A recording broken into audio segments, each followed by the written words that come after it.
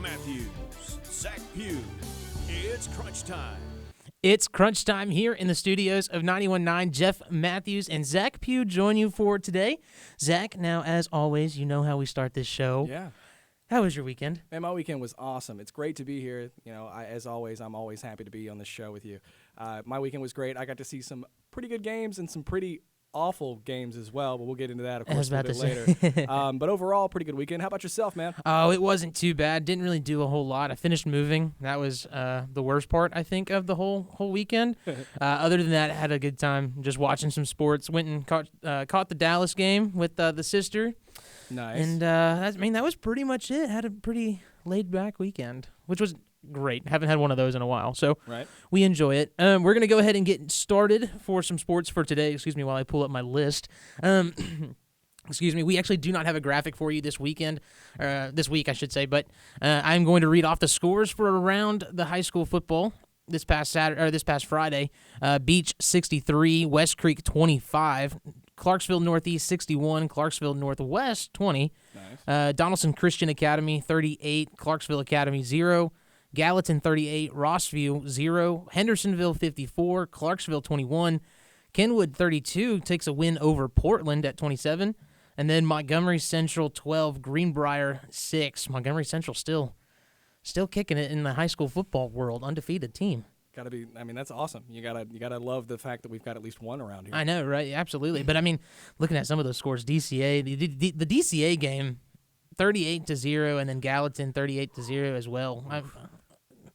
Not the best go around for the high school football world, but you know, it's high school. A lot of things you got to work on, and some teams are up and down. You know, sometimes you can have teams that just have a clicking game where they are just everything works for them. Yeah, it all comes down to game plan. I mean, we see that with other areas of football as well. You know, it all comes down to game plan. And so if they're walking in that week with their heads held high, they're going to get those 38 points and drop a 0 shutout on the other team when they have the best thing they can run. Absolutely. So let's go ahead and talk about some Austin Peay football. You and I both were in attendance for this matchup, Austin Peay versus TSU this past Saturday. Austin Peay not getting the outcome they were looking for, lost 24-22. But, man, that defensive performance for the Governors was outstanding. They had a great game defensively for sure. Offensively, we had a lot of struggles. If you think about it, the hurry-up offense, I don't know if it's helping us or hurting us at this point. I have some opinions on that. Yeah. What do you think? So one thing that I would have loved to have seen is Austin Peay able to run their actual hurry-up offense without having to deal with a player having a cramp. Do you think that was – and I talked to some players today related to the team. I won't reveal names. I'll keep them anonymous for Austin Peay. But do you think that was intentional from TSU, just dropping like flies to slow down the process? So from my point of view up in the booth, and this is 100% my own opinion on this situation, it looked very blatant to me that TSU was going down on purpose. Yes. I mean, it was every time it was after Austin Peay would gain momentum or after a big play. And then at one point there was 2 TSU players on the ground with cramps. And to me, it just didn't it didn't look morally correct in my opinion. Right. And it was very frustrating. You brought up the momentum swings. I mean, the block kicks. Special teams for Austin Peay showed up tremendously. Insane. I will say, I apologize to anybody who was listening to the broadcast. And the first field goal that was missed by TSU was not blocked. I had said on air that it was a blocked kick. Okay.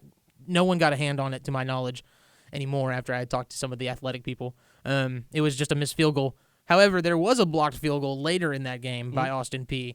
But, yeah, the special teams showed up very well for Austin Peay. Now, granted, our kicker did miss one field goal that would have tied it up a little bit earlier. Yeah. However, you know, you kind of you let those mistakes slide. Like, maybe not slide, but you kind of push those to the, all right, we'll work on it. That's fine. There's other things we need to work on too. I'm a superstition person when it comes to kicking sometimes. So okay. When you mention that they've not missed a kick there all year, and you say it like 18 times, usually you're gonna miss a kick. Unfortunately, and that unfortunately happened during our broadcast on Saturday. We missed it after a few announcements of that one. So we did. Was not fun to see. I will say one thing that got me for the TSU game in general, penalties. I mean, we don't even score to the second half of the game. At 8:26 in the third quarter, and that's a field goal. Yeah. That's insane. The first touchdown of the whole entire game happened a minute after that. Yeah. Was TSU went down and scored. I mean, like I said, this was a strong defensive game for both sides, for both teams. TSU came out and they were able to really stop Austin Peay's offense that whole entire first quarter. Later in that second half of the game, it was really just kind of came down to who had more opportunities to put points on the board. Yeah, I mean, and as you said, penalties played a factor in both sides of the ball, regardless. I think what did TSU had over 100 yards in penalties. They had a total of 7 false start penalties. They had 5 within the first half. It seemed it was after almost every other play that they would, and then on top of that, not only did it feel like after every other play, it was key moments for them. There was times where it was a third down and mediocre yardage, like and then they get a false start. Yeah. There was 3rd and 2. There was a 3rd and 1. There was it was short yard situations that if you just line up and go, you're gonna be fine. And they're pulling false start penalties. And the wazoo. As you said, George did not look happy on that field. No, he in the didn't. broadcast. There was that. I think I said. George. He threw his Eddie visor George down. had to threw his visor. Had to get pulled back by coaches at one point. I was like, oh man. He wanted to be out in the field. That's what it was. I think he just wanted to strap up. And he go was hit missing the somebody. playing days. Yeah. We all. I think we all try to relive our athletic days. years. Yeah. That makes My sense. ACLs don't allow that to happen anymore. Let's go ahead and look ahead to this upcoming week. Austin Peay back at home. Game is at 3 p.m. We will be carrying that game on 91.9. Yep. But let's go ahead and kind of preview it. It's homecoming week for Austin Peay. It is homecoming week. You've got the Austin Peay Governors facing Southeast Missouri State Redhawks. Austin Peay currently sitting at 2-3 on the season, 0-1 obviously in the OVC after losing to the TSU. Well, game. that one actually did not count towards conference play. Yeah, okay. I'm not exactly sure why it did not. It's counting on record right now from what I'm finding, but Okay. I know that we said on air that it wasn't, Yeah. and we were told that it wasn't. So Correct. I don't know what's happening there. But as we've stated before, one more OVC loss and we've got some problems. I was about to say I think Austin Peay really has to find a way to take a win over SEMO this weekend for us to. And they beat TSU. Now Now they're 1-4 on the season. Now, They're granted- 1-1 in OVC play, but they still beat TSU. They beat TSU. Now, granted, our game with TSU was 1 close, 2. You take away. Well, you put Benico Harley in the first half of that game, and I think it's a different story completely. Your offense runs better at that point in time. And you and I, and Jamar Perkins, who's my analyst, we had talked about the confidence switch that happened between the first half and the second half when Harley came back in. And it was almost, to me, night and day between the offenses. First half, it was very, I don't want to say standoffish, but it was very slower. It was very kind of more like lost in some situations, didn't have a full spectrum of the available receivers on down the field. Benico Harley comes in, and Jalen Ellis turns into the Jalen Ellis that we've seen throughout this whole entire season. Yeah. Austin Peay put up 383 total offensive yards. That's not a horrible number. No, that's pretty good. Oh, it's 100 less than what TSU had. Right. So, not enough to win the game. However, those are still numbers of a decent offense. No, they come out and they put on a good effort offensively. But 24-22 is the final score, so obviously we're going to be close in that standpoint. But as you said, without Harley on the field, that first half of that offense, from what I was listening into the broadcast where you guys were there, just didn't seem to accommodate what Austin Peay's been used to on the football. Well, and then also we look at the running backs. Ahmad Tanner got shut down as well. That run game was awful. We didn't bad. have a run game till the second half of the game. No, we did not. And now I think TSU had a run game. TSU did have a run game. We didn't have a run game. But TSU, their defense worked really well against Austin Peay's offense. And you have to admit when a team gets outplayed in a specific area, we have to be willing to call that out. And that's what happened. TSU really did play well on defensive side of the ball. Going into SEMO, Austin Peay is going to have to figure out a way. One, turnovers. There wasn't a lot of turnovers for Austin Peay this past game. There was one fumble. Yep. However, it's still one of those things you still just want to reiterate every day in practice. Hold on to the football. Hold on to that football. But Austin Peay really going to have to fine-tune some things. And I think having Benico for the full game, I think it was such a big deal. I think it's going to be a different performance on Saturday. I agree. I think having him for that game is going to be better for them because they're going to start with their offense at 100%. Right. It's not starting out at 55 to 60% and not really playing. Because even in the first half, they weren't even playing. Tanner maybe, did 2 or 3 carries in that first half of that game? Maybe. He didn't even see the field, really. So in my opinion my thought is that during that first half of that game, they're playing people that just aren't ready yet. Well, They're and playing their second and third C.J. string Evans guys. got in there a few times, and he Yep. had a couple of good runs. Brian Snead, who's a Snead did newcomer great. for Austin Peay. I mean, he played fantastic. Got a touchdown. He did get a huge touchdown. I think it was a 66-yard rush. I could actually have that number wrong. It could be a 40-something. Oh, he took off. He had a huge run, huge rushing touchdown. Other than that, I mean, not a whole lot. And you look over into the receiving side of the world, Dre McCray had a couple of looks towards him. Benico Harley late in the second half had looks towards him. Good catches, but nothing that was more Right. memorable like And, we're well, used to. and Benico had a couple of dropped passes too. Yep. You have to look at the whole thing of what's happening here. And you wonder too if those drops were related to the fact that he didn't get that first half of playing time like he It wanted. might be. It just wasn't warm enough. Yeah, Well, I I mean, mean- he's coming out on the field third quarter, not warm. Yeah, he's got plenty of rest for sure at that point Yeah. in time. But Yeah. we didn't. I think he came in for 2 or 3 plays and then was off the field because we just couldn't get the offense running. I mean, Well, hopefully this Saturday, Austin Peay can figure out a way to get that offense up and running on all cylinders agreed. right out of the gate. We're going to go ahead and move on into the NFL side of things, and this is where things get a little interesting. Yes. Yes, they for do. some of these teams. We're going to start off with the Tennessee Titans not having some overtime luck on Sunday. How do you walk into New York, an 0-3 team The Jets. that has not looked good? The Jets. Yeah, I mean the Jets defensively have looked okay. Offensively, The Jets. they've looked like a mess. And you lose this game. This was a classic, in my opinion, classic Tennessee team play from the NFL. We go into a game that they're projected to pretty much pull through and win, even without their top 2 receivers, and they play just awful. Well, they keep it extremely close. When you give Zach Wilson 30 seconds to throw a football, No, I know the pass rush is awful. Defensive side of the ball. I'll be honest with you. I think I could make passes if you give me 30 seconds Maybe. in the NFL, and I'm 5'8" at best. Oh, I mean, you're Murray's height. You'll be fine. Maybe. Murray's making a good case for MVP right now. So Yeah, I mean, he is. you're good. But no, the Titans game was just – it was interesting to watch because the Titans – I personally think that they looked slow. Like they just didn't look like they had a whole lot of pep in their step. I don't know who's calling offensive plays, but they need to stop. Just stop. They need to stop. They just need to stop. Somebody else has got to call it. This is not. Next. This is not like what Arthur Smith was running last season. No. And we knew that was a case for getting a new offensive coordinator this year. But at the same time, if you're not going to get the run game going and you're not going to start doing these RPOs like you're used to because you don't have your number 1 and number 2 weapons, then you're going to have to get Tannehill to start doing something different. Yeah. You know, and offensively they just weren't calling. They were calling the same 3 plays over and over again in that first half of that game. Did you feel like later in that game, did you feel like Henry wasn't getting as many looks as he should have?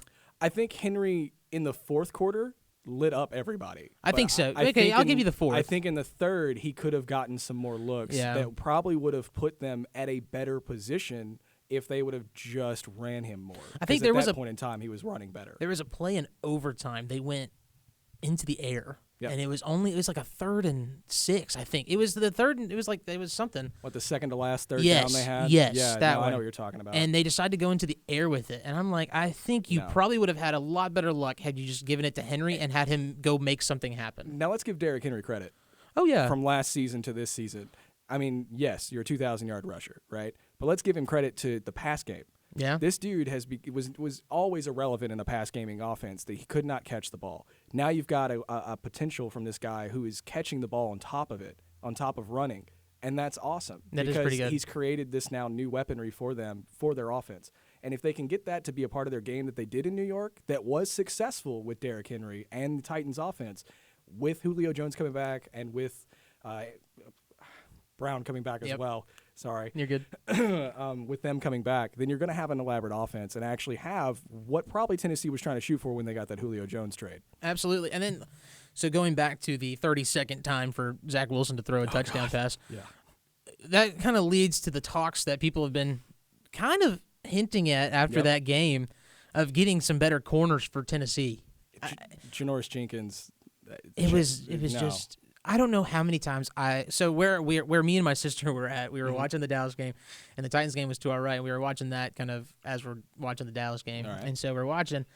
And I think every time I turn to look at the TV for that second half, Zach Wilson just drops back and throws like 30-plus yard pass and was connecting. And I was just like, this is going great. I watched a red zone play with the Jets. It was one of their last touchdowns before we tied it up, right? Or before the Titans tied it up. Yes. And it's a 5-yard dump, supposed to be a dump pass. Supposed to be. To the tight end. What happens is he rolls out of the pocket to the right-hand side and sees the same tight end, misses the initial throw, throws it again into the guy's arms. Like, his arms don't move, and it's into this dude's arms. It's a touchdown.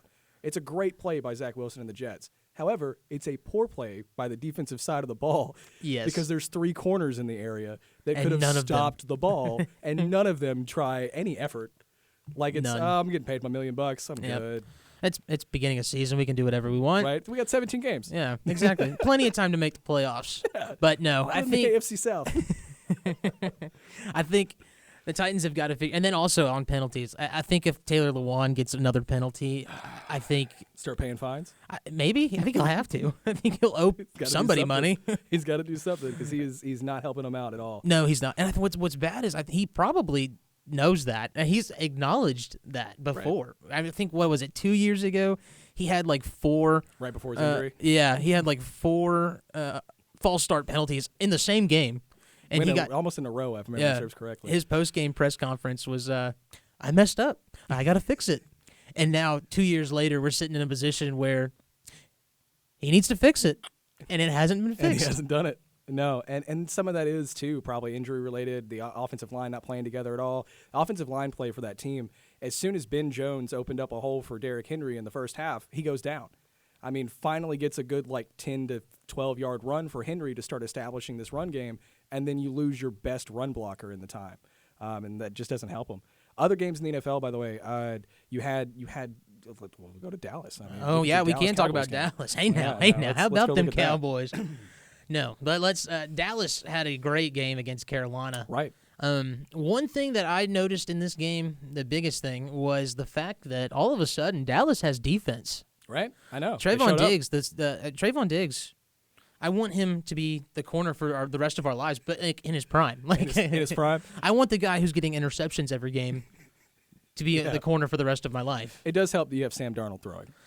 No offense to Sam Darnold, he did play okay. really, really well. He played well. I think he played better than Cam. He did not look like the New York Jets quarterback that we saw. No. He looked like an NFL quarterback. He did. Really good.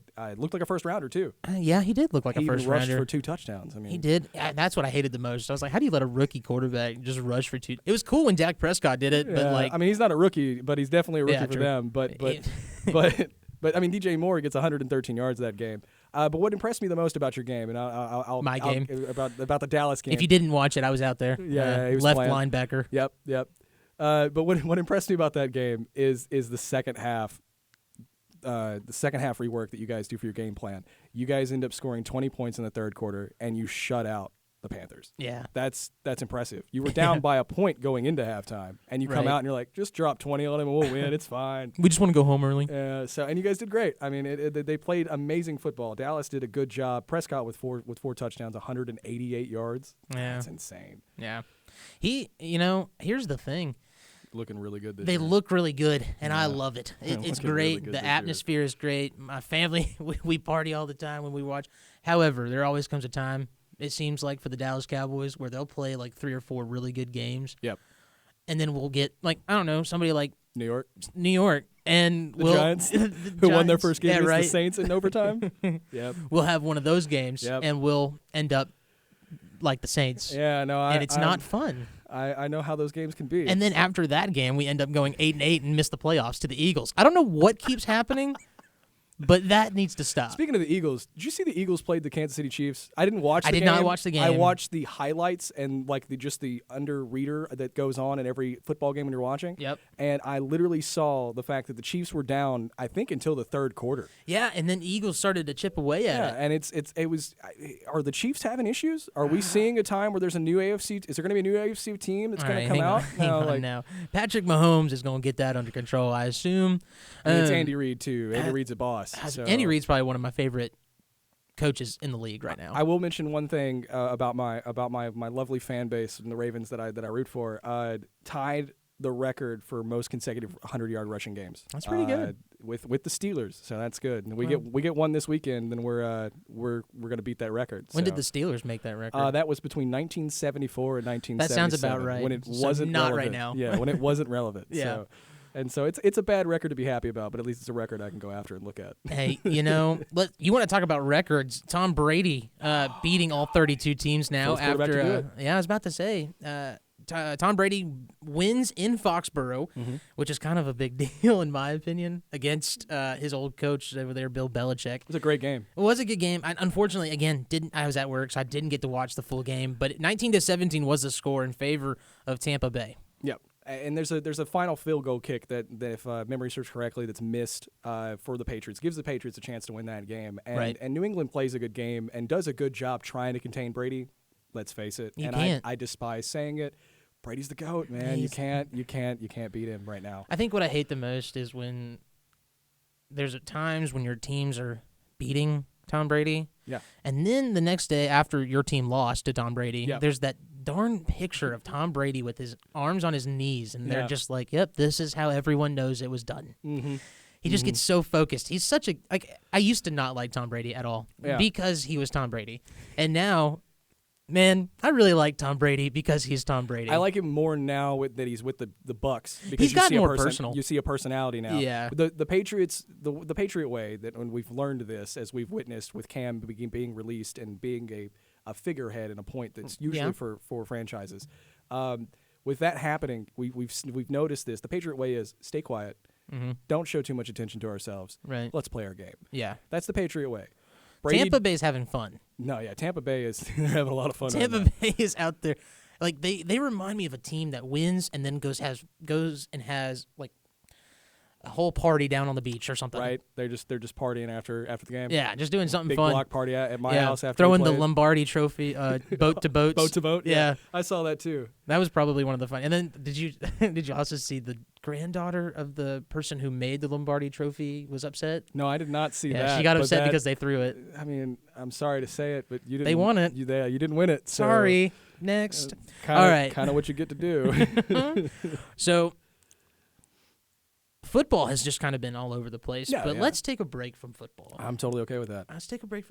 Breathe it in. Mm-hmm. Breathe it out. Exhale football, and we're going to take in Major League Baseball. It is playoff time. Yeah, I was about to say, you smell that? It's playoff season. I smell some pine tar. Yeah, it's going to be great. I'm excited for October. I'm excited for October. And if you don't know about October is postseason baseball, and it's probably one of the best seasons of the world. Well, tonight we have Boston versus New York. Memory serves correctly, I believe it's in Boston for that one. It is. You've got 7 p.m. Yep, that's 7 p.m. I think tomorrow's game is the Dodgers versus the Cardinals. Correct. 7. I want to say 7 as well for that one. For I Central could be Standard wrong. Time. Yeah, that's usually what happens with those games.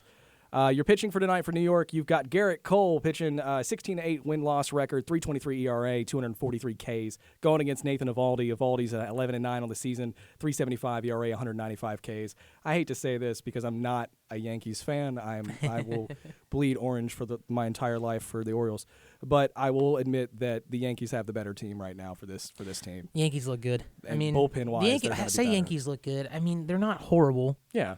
Like, obviously, they're in the wild card position, but I mean, they're tied 92-70 on wins and losses for both teams. I could see the Yankees getting in trouble with the Red Sox later in the series. They are the favorite. They are the favorite going into the game. Yankees are? The line that doesn't surprise me. But doesn't surprise me either. Red Sox I feel like the Red Sox have a way of making things happen. Yep.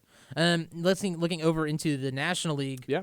Wild card game, LA versus St. Louis. That one should be an interesting game. I would love for LA to get knocked out. Yeah, I mean, it's a 100-win team. So it sucks to be a 100-win team and be on the side of the wild card and having that one-and-done game. But, hey, a Braves-St. Louis rematch for the NLCS? That would be great. That would be good. Oh, my gosh. I just think that San Fran's got it on that edge where you're sitting at the bracket. I don't think anybody's getting past San Fran in the early game. You don't think so? I think that the Braves, the Brewers have a chance to beat San Fran. I just don't think the I will Dodgers agree or the with that Cardinals have a statement. chance. I will agree with that. I don't and think if anybody's going to beat San Fran, it's going to be either Atlanta or Milwaukee. How do I put this gently? If you're a Dodgers fan or a Cardinals fan, the Giants just look really good. I know they don't have a lot of veteran presence. I know they don't have a lot of people that have experience with playoffs, but they just look really good, and it's tough to beat them. I think Tampa Bay is the guy coming out of the American League. I think they're the team coming out in the American League. The Rays have looked good for the past few years. They're doing everything right. They are, and what's so weird, lowest fan attendance at those games. Crazy to believe. And one of the lower money spent on a team in the playoffs. They're one of the lowest money spent teams. Well, they're also in the saving playoffs. money because they blocked off the whole top floor of their stadium They decided not because they to couldn't have sell one. those tickets. But to give you an idea of the games coming up, we already talked about Yankees versus Red Sox tonight. Tomorrow night's going to be LA versus St. Louis. I did not grab the times and dates for these games. The Tampa Bay Rays, because this is going to be to be determined because of this. The Tampa Bay Rays will be taking on either the Yankees or the Red Sox. Houston's going to take on the White Sox. Atlanta takes on Milwaukee, and then San Francisco plays either L.A. or St. Louis. Is how the playoff picture fully looks for Major League Baseball. It's going to be fun to see. I do have one random squirrel moment real quick for you before we go on. It's an NBA thing. It was an update that I got just a little bit ago. Paul Gasol. 5 different teams, played with 5 different teams. Yep. Finally retired today. Oh, wow. 2-time NBA champion, averaged 17 points per game, 9.2 rebounds in 1,226 games. Good for him. How old is he? He's got to be in his 30s. Yeah, I was about to say. Early 40s. There's no yeah, way it has to be. Because he started out with the Memphis Grizzlies. He did. Yeah. So I don't think he's I don't think so. He's not a spring chicken. That hip's hurting a little bit. Yeah, He's definitely. got duct tape. He wants off the court. He said, "I'm gonna go sit in my recliner." He should go look in coaching. That's what he should do. Speaking of coaching, I mean, let's look at some of these younger coaches just in and around the league. You want to look at it? We want to talk about Urban Meyer real quick. Oh gosh. Is he going to speaking USC? of coaching, we Is he should going to probably touch USC? this. I mean, is he going to USC? I mean, that's my question. He's Urban Meyer to USC? Well, it's an open coaching job. He's always been linked to the job itself. And I mean, it's does- either I- him or Kiffin right now is what has been the rumor Is mill. his time in Jacksonville going to stay there forever? I mean, he's 0-4 and he's already upset the owner. I mean, the owner's like, this is inexcusable. And Oh, that's it's right, like yeah. Khan is not happy with the decision he's made. It's a tough call. I mean, I think he will have better success in college than he has had in he was a the god NFL. in college. Yeah. I mean, and not he to was- use that terminology loosely. Right. I mean, but him and Saban, and you've got the Harbaugh, Jim Coach Harbaugh. O. Yeah. I mean, you've got all these different styles of coaches that are considered the epitome of being a good coach. And in college ball, and then they go to pros, and 9 times out of 10, they don't really work out in pros. That's what we've noticed, except for Most notably, Nick Saban. Cliff Sperry is working well for the Cardinals. The But that's Harbaugh like- brothers, they've had success. John did okay. Jim, not as much. Jim Harbaugh down in Michigan, Yeah, I don't know how he got an extension. I don't know how he's staying. That's why I don't know how that happened. But yet here we are. So No, I know, I get it. But Nick Saban was probably the most notable to go to the Dolphins. He went to the Dolphins, To for Miami. anybody who doesn't know, Yeah. and then went back to college football because he hated coaching in the NFL. And it sounds like Meyer's the same way. Fangio gets a week 2 interview or a week 2 meetup with him, and during his press conference interview, he mentions that Meyer says, "Hey, look, this is like playing Alabama every week and preparing for Alabama every week. Yeah, it's the NFL, dude. Welcome to the NFL." This isn't. Who was I talking to? It might have been on the show last season. We talked about the difference in the passing game. Like the gaps are so much smaller in the NFL than they are in college, and that's not to take anything away from Trevor Lawrence, Right. Joe Burrow, all those guys that played in today's And NCAA. that Thursday night game was a good game. It I was. mean, for Burrow. For Burrow. Lawrence didn't look bad, but the offense for the Jacksonville Jaguars looks just like they're confused. It's almost like Exactly. the Bears offense. Speaking of the Bears, Justin Fields was almost perfect through the first 2 quarters of the game. I don't know who's calling plays now in Chicago, but it ain't Nagy. Might be Andy Dalton. Don't say Andy that. Dalton back there. Dalton calling Justin. him up. That's what I like to picture. doing this and waving his hands. All the hand motions. Yeah. It's just Andy I Dalton. hope not. Oh man, you know what? If it is, that'd be great. That'd be great for Dalton. I mean, they let Kellen Moore call plays for Dallas, and I think That Andy made Dalton's sense, older. though. I mean, kind of not. Moore was a Kind of. backup for a few years. I mean, He was a backup under Tony, so, yeah, I guess that's right. Makes sense, but And Jason Garrett. He Dalton's worked- still the Red Ryder BB gun. I can't see you beating that one, unfortunately. Well, that does it for us today here in the It works studios for at me. 91.9. It was a great time talking some sports with you, Zach. I always appreciate it. Always to be looking here. forward to next week as well when we get back into the studios for Crunch Time. And as for everybody at home and everybody in the studio, thank you so much for everything that you guys do, and we'll see you next week.